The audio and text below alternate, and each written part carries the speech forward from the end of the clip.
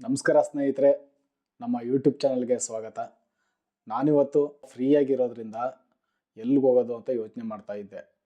ಅವಾಗ ಹೊಳೆದಿದ್ದೆ ಈಶಾ ಫೌಂಡೇಶನ್ಗೆ ಹೋಗೋಣ ಅಂತ. ನಾನಿರೋದು ಬೆಂಗಳೂರಲ್ಲಿ. ಬೆಂಗಳೂರಿಂದ ಈಶಾ ಫೌಂಡೇಶನ್ ಎಷ್ಟು ಕಿಲೋಮೀಟ್ರ್ ಆಗುತ್ತೆ ಮತ್ತು ಯಾವ ರೂಟಲ್ಲಿ ಹೋಗಬೇಕು, ಅಲ್ಲಿ ನೋಡಲಿಕ್ಕೆ ಏನೇನು ಪ್ಲೇಸ್ಗಳಿವೆ ಅದನ್ನ ಈ ವಿಡಿಯೋದಲ್ಲಿ ತಿಳಿಸ್ಕೊಡ್ತೀನಿ. ಕೊನೆ ತನಕ ನೋಡಿ. ಇಷ್ಟ ಆದರೆ ಲೈಕ್ ಮಾಡಿ, ಹಾಗೆ ಶೇರ್ ಮಾಡಿ, ಸಬ್ಸ್ಕ್ರೈಬ್ ಮಾಡ್ಕೊಳ್ಳಿ. ಸ್ನೇಹಿತರೆ, ಈ ಸದ್ಗುರು ಸನ್ನಿಧಿ ಚಿಕ್ಕಬಳ್ಳಾಪುರ ಜಿಲ್ಲೆಯ ನಂದಿ ಬೆಟ್ಟದ ಬಳಿ ಇದೆ. ಬೆಂಗಳೂರಿಂದ ಉತ್ತರಕ್ಕೆ 65 ಕಿಲೋಮೀಟರ್ ದೂರದಲ್ಲಿದೆ. ಹಾಗೆಯೇ ಈ ಕೇಂದ್ರವು ಬೆಂಗಳೂರು ಕೆಂಪೇಗೌಡ ಅಂತಾರಾಷ್ಟ್ರೀಯ ವಿಮಾನ ನಿಲ್ದಾಣದಿಂದ 45 ಕಿಲೋಮೀಟರ್ ದೂರದಲ್ಲಿದೆ. ಹಾಗೆ ಈ ಕೇಂದ್ರಕ್ಕೆ ಹೋಗಲು ನಿಯಮಿತ ಬಸ್ ಸೇವೆಗಳು ಮತ್ತು ಟ್ಯಾಕ್ಸಿಗಳು ಲಭ್ಯವಿರುತ್ತದೆ. ಆದರೆ ಇವಾಗ ನಾನು ಹೋಗ್ತಾ ಇರೋದು ನನ್ನ ಅಂಬಾರಿಲಿ. ನಾನು 65 ಕಿಲೋಮೀಟ್ರು ಈ ಬೈಕ್ನಿಂದ ಹೋಗ್ತಾ ಇದ್ದೀನಿ. ಸ್ನೇಹಿತರೆ, ಇವಾಗ ಏನು ನೀವು ನೋಡ್ತಾ ಇದ್ದೀರಾ, ಇದು ಬಂದು ನಂದಿ ಬೆಟ್ಟ.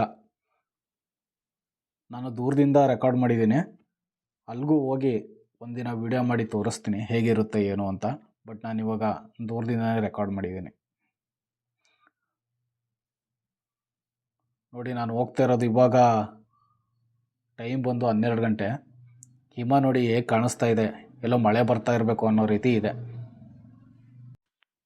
ಸ್ನೇಹಿತರೆ, ಇವಾಗ ಏನು ನೋಡ್ತಾ ಇದ್ದೀರಾ, ಇದು ಸದ್ಗುರು ಸನ್ನಿಧಿಗೆ ಹೋಗಬೇಕಾಗಿರೋ ರಸ್ತೆ, ಅಂದರೆ ದ್ವಾರ ಭಾಗ.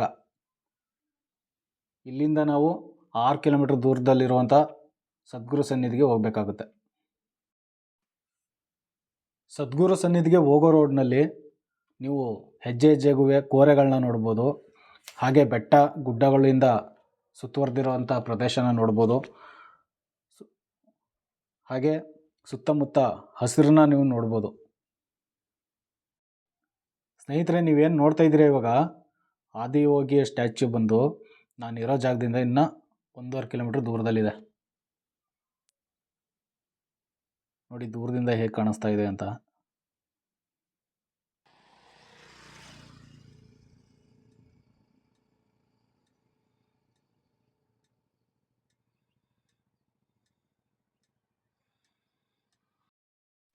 ಇವಾಗ ನೀವು ನೋಡ್ತಾ ಇರುವಂಥದ್ದು ಕ್ಷೇತ್ರಪಾಲನಾಗಿರುವಂತಹ ನಾಗನನ್ನು. ಸ್ನೇಹಿತರೆ, ಯೋಗ ಸಂಪ್ರದಾಯದಲ್ಲಿ ನಾಗ ಅಥವಾ ಸರ್ಪಕ್ಕೆ ವಿಶೇಷ ಸ್ಥಾನವಿದೆ.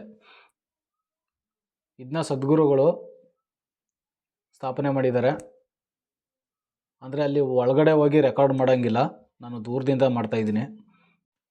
ಸ್ನೇಹಿತರೆ, ನೀವು ಇವಾಗ ನೋಡ್ತಾ ಇರುವಂತಹ ಆದಿಯೋಗಿ ಶಿವನ ಪ್ರತಿಮೆಯು 112 ಅಡಿ ಎತ್ತರ ಇದೆ.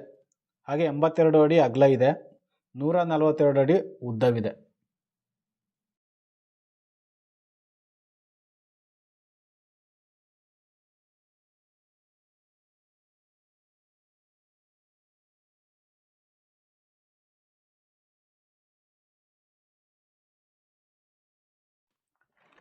ಯೋಗೇಶ್ವರ ಲಿಂಗ. ಸ್ನೇಹಿತರೆ, ಆದಿಯೋಗಿಯ ಬಳಿ ಯೋಗೇಶ್ವರ ಲಿಂಗವನ್ನು ಸ್ಥಾಪಿಸಲಾಗಿದೆ.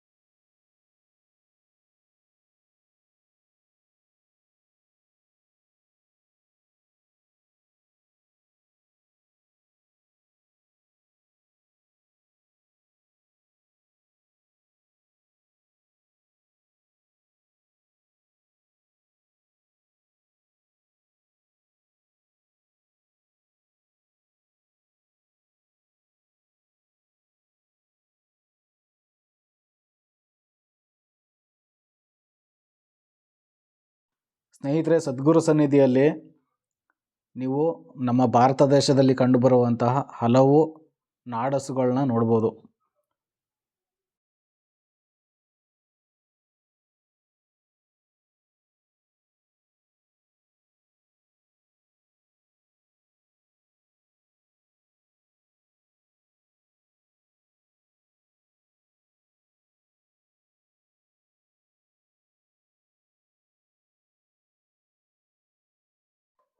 ಸ್ನೇಹಿತರೆ, ಮಕರ ಸಂಕ್ರಾಂತಿಗೆ ಸದ್ಗುರುಗಳು ಇಲ್ಲಿಗೆ ಬರೋದ್ರಿಂದ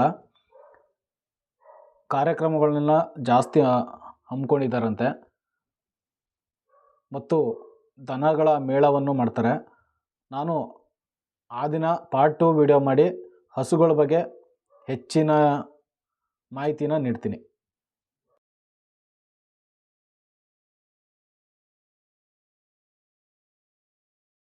ಸ್ನೇಹಿತರೆ, ಸದ್ಗುರು ಸನ್ನಿಧಿಗೆ ಹೋಗಿ ಊಟ ಮಾಡಿಲ್ಲ ಅಂದರೆ ಹೇಗೆ? ನಾನೊಂದು ಪೊಂಗಲ್ನ ತೊಗೊಂಡಿದ್ದೆ. ಅದರ ಬೆಲೆ ಬಂದು 90 ರೂಪಾಯಿ. ಗೀ ಪೊಂಗಲ್ ತುಂಬ ಚೆನ್ನಾಗಿತ್ತು, ಆದರೆ ಎಲ್ಲದಕ್ಕೂ ರೇಟ್ ಜಾಸ್ತಿ. ಸ್ನೇಹಿತರೆ, ಈ ಜಾಗದಲ್ಲಿ ಸೂರ್ಯಾಸ್ತನ ನೋಡೋಕ್ಕೆ ತುಂಬ ಚೆನ್ನಾಗಿರುತ್ತಂತೆ. ಬಟ್ ನಾನು ನೋಡೋಕ್ಕಾಗಲಿಲ್ಲ, ಮನೆಗೆ ಬೇಗ ಹೋಗ್ಬೇಕಾಗಿರೋದ್ರಿಂದ ಬಂದುಬಿಟ್ಟೆ.